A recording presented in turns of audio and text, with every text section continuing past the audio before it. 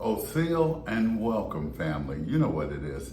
It's another edition of Real Talk. Now, what we're going to be talking about is we're going to be talking about the Pan-Africans, those pretend Africans.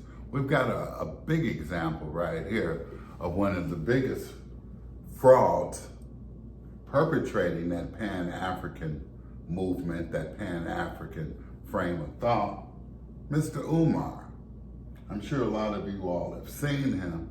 He is nothing but a traitor to our race. And we'll tell you why. We are not from Africa. No. We are the indigenous people of Turtle Island. Yet this person exists because of previous organizations that thought we were from Africa. We are some of the only people who didn't suffer from a diaspora. What is a diaspora?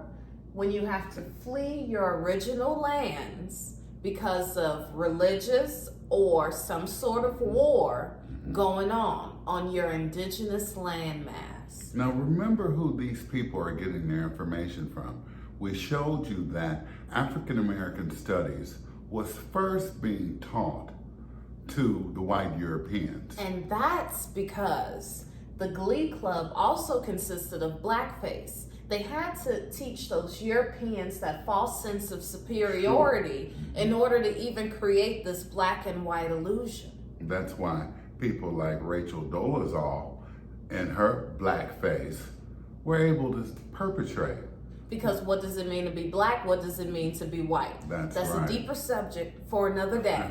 Today, we're dispelling those pan-goofies, those pan-Africans, those lost people who don't want to identify with who they truly are. No, those frauds who are making money off of our ignorance. That's right. Not only off of our ignorance, but making money continuing that narrative that the Europeans have put across us. See, they're working indirectly or even directly for those Europeans to change this narrative, for this narrative to be that of slavery and everything else. Oh, speaking of slavery. 12 years of slave. I don't know if you all watched the movie. I sure didn't. But I heard that this European was the leading star in 12 Years a Slave. This European guy, he ain't got no connection to any parts of Africa, and everybody around him are Nijis. That's right. These are pretend Africans. That's right. That's the narrative that you see across in movies or on television. Still that European narrative being pushed off on us, given to us like it's our history. And then they get the Europeans as the leading role. That's right. They want to. How can we tell the story of slavery? Well, I tell you how. In the fictional section. In the fictional. Okay, Wakanda Angela forever. Bassett, Wakanda forever. Let me give you a little background on Wakanda. Wakanda is nowhere in any parts of Africa. Wakanda is right here on Turtle Island. Look it up in your spare time. That's right. Wakanda, in fact, to save you some time, is right here in Illinois. There's a Wakanda, Illinois. Fake African. And I'm in constant contact with the Africans. That's right. They can't stand it when we pretend to be them. No, they can't. They can't. They can't stand and I can't stand to see us pretending to be them. Exactly, because it disempowers us. It disempowers you. It perverts your frame of mind. It takes you away from who you truly, truly are. That's and right. we are the indigenous Aborigine Niji of Turtle Island, of this land. B knew it. You remember that song, My Daddy Alabama, Mama Louisiana. You mix that Negro with that Creole, make a Texas Bama. But look where she's going. Why you got on the dashiki though? Why doesn't she ever dress like us? Like how we really dress? I know. You got to know better. And if you don't know, now you know. Ain't no parts of you from Africa. West Africa was never populated during the time they say they captured all these people. Not kidnapped, captured. Captured. Come on. Louisiana, Alabama, that's who you are, indigenous. And Creole was a derogatory term. It's about as true as that bullshit transatlantic slave trade story, Come on now. which we've shown you was nothing but a lie. It was impossible. How about Janae? I don't know if a lot of you all listen to Janae Aku, but we do. And Janae is Japanese. Japanese with a Niji father. Japanese mama, Japanese granddaddy, grew up in Compton. But because she has a Niji father, she thinks that the dashiki, black African American, same damn thing. She thinks the dashiki describes her father. She's trying to tap in to her daddy's side, but that's not how you do it, baby. No. That's not how you do it. No. You got to know who your daddy really is. And he was an indigenous man of Turtle Island, just like your mother was indigenous to Japan. To Japan. Hello. Exactly. Stokely Carmichael. Now, his intentions, people, were good, but because he was also misled as far as the education, because that was the first group that was being taught that African American studies, he thought that by wearing a dashiki, that somehow it made him more sovereign, it made him more empowered. He also thought that by getting his people to vote, that it would make them more empowered. But he found in later history and later during his lifetime that he fucked up because a lot of us were being evicted from our lands. We were Indians, not taxed, before voting. That's right. Once we started voting as blacks, as Negro, as African American, we became taxed Indians. Once they started taxing our land, we couldn't afford to stay there. Imagine having a property that you don't have to pay taxes for. And then Uncle Sam hits you with $2 grand, $4 grand, 10 grand, 20 grand. When you already paid for the property. It happened all the time. But you gotta pay taxes on it now. Now you're an Indian that's taxed. That's what happened with voting. That's what Carmichael did. He admitted to his wrongdoing, but the harm had already been done. See, we're not holding the people in the past for anything. We're just learning, and we're learning more. From their mistakes. From their mistakes, exactly. And he, like I said, was one of the first group of college students taught that narrative about African and black history and black power. And he's the one who coined that term, we need black power. But baby, it ain't black power. We need indigenous power. We need our indigenous rights, and we have to be sovereign. What the Europeans did was infiltrate that sovereignty. Sure. They said, look to Africa. If you want to be sovereign, go to Africa. See, that's what they were being taught in the universities. If you want to be sovereign, go to Africa. Right, go to Africa. You got to be sovereign right here on your own landmass. Same thing with the Crips and the Bloods and things like that. They wanted to be sovereign. They wanted to protect their neighborhoods. They started off protecting their neighborhoods. They started off protecting their neighborhoods. But then the government dropped drugs. And the government dropped all these false narratives in the institutions, in the schoolings. When a lot of us sent our children to school for a better life. But that didn't happen because they were indoctrinating our children. And it wasn't in the plan. Just like there isn't any stipulations in the law, you notice our people are being killed left and right. Every time you look at the news, we're being killed. That's because there are no stipulations in the law to protect us. Because African American, black doesn't mean a thing. It doesn't mean a thing. It's a social status. Okay. And you know what? It's hard out here for us. Sure, it's hard. It is. It's been hard since the arrival of the Europeans. It's hard out here for us. It's been hard. And then we got these narratives like Alex Haley. Okay, now, see, Alex Haley and Roots. This motherfucker had 4 generations of slavery. That's right. 4 all generations. False narratives. In fact, he stated, and his book was being sold in the fiction section of the bookstore. If you got the book, you would know that, but a lot of us watched the motherfucking series that was on TV, y'all. Look at this. We got OJ. We got OJ the Juice Man. And what did OJ say? What did OJ say? Jay-Z said, OJ said, I'm not black, I'm OJ. So he knew he wasn't black. He knew he wasn't African American. But what we do it for the money. That's right. He did it for the money. And low key, he's sitting up looking like an Indian. He's sitting up looking indigenous.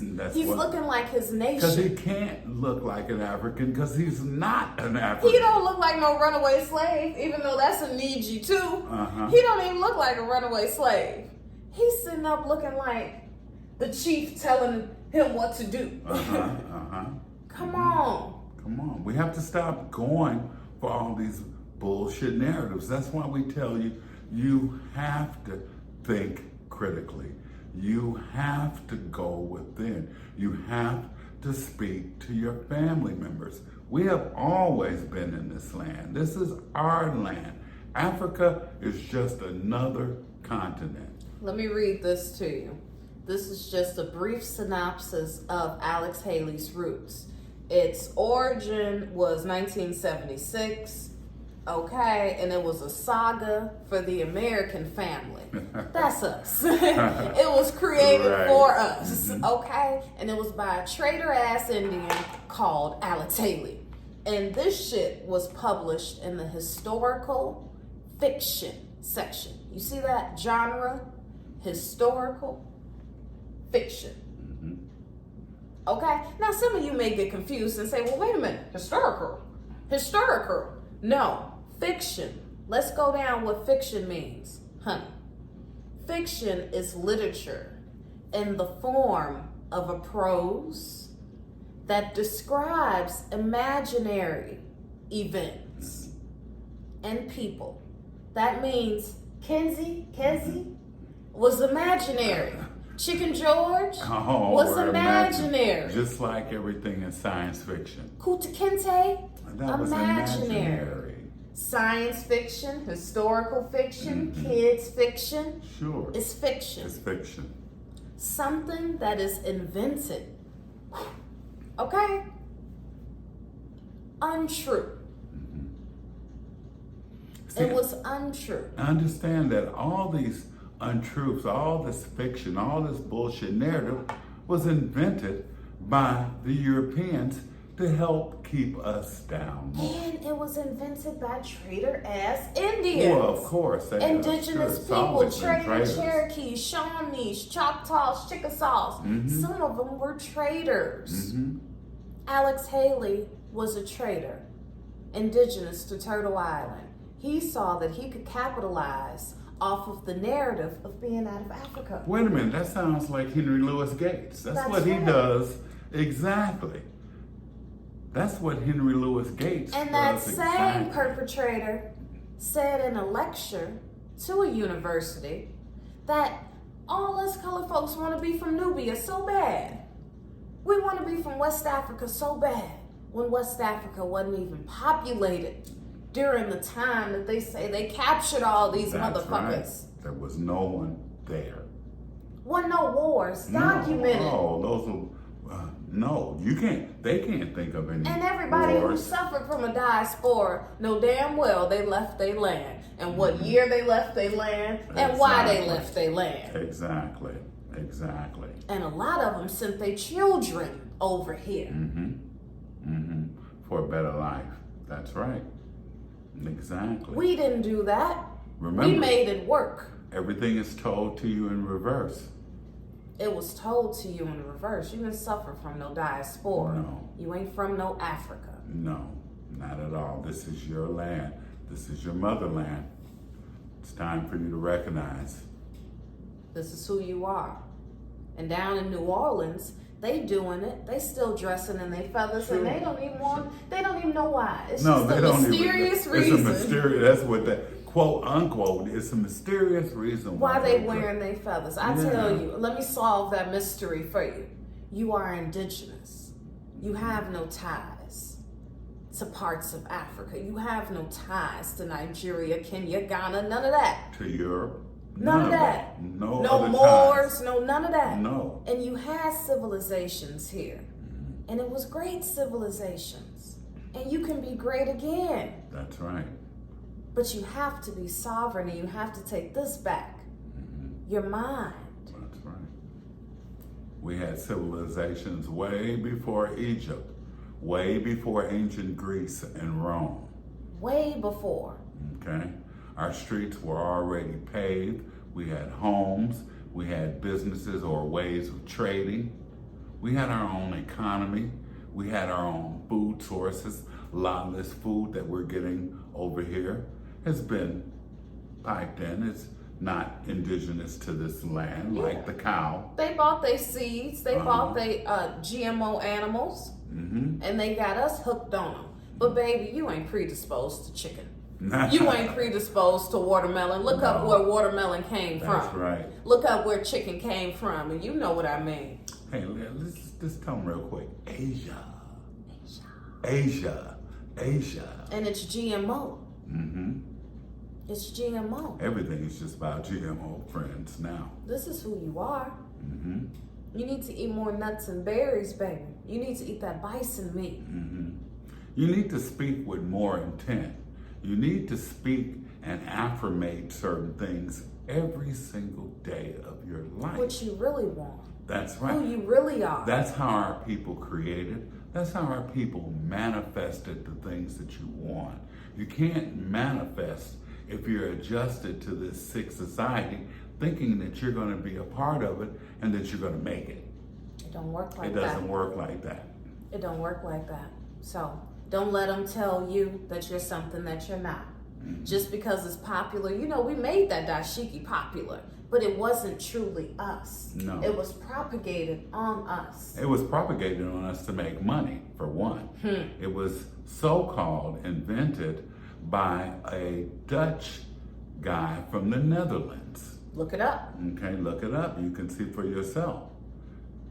A Dutch guy, and we know that South Africa was first colonized by the Dutch. See? Because in that part of Africa and also West Africa, there weren't a lot of people. Well, no people. Wasn't it no was just people. like Dubai. That's Dubai right. was there, but it wasn't inhabited That's right, until they inhabited it. Right, exactly. So, you know, run and tell your mama so she can tell you that she already knew. Okay? We already know. A lot of us already know. We just have to bite our Did tongues. you show them the picture of the dashiki? You want me to show Yeah, them the picture of the let me dashiki? Okay, here we go. Dashiki ad from the 70s. Remember the seeing this ad all the time, a lot of you OGs in the Jet and the Ebony magazine?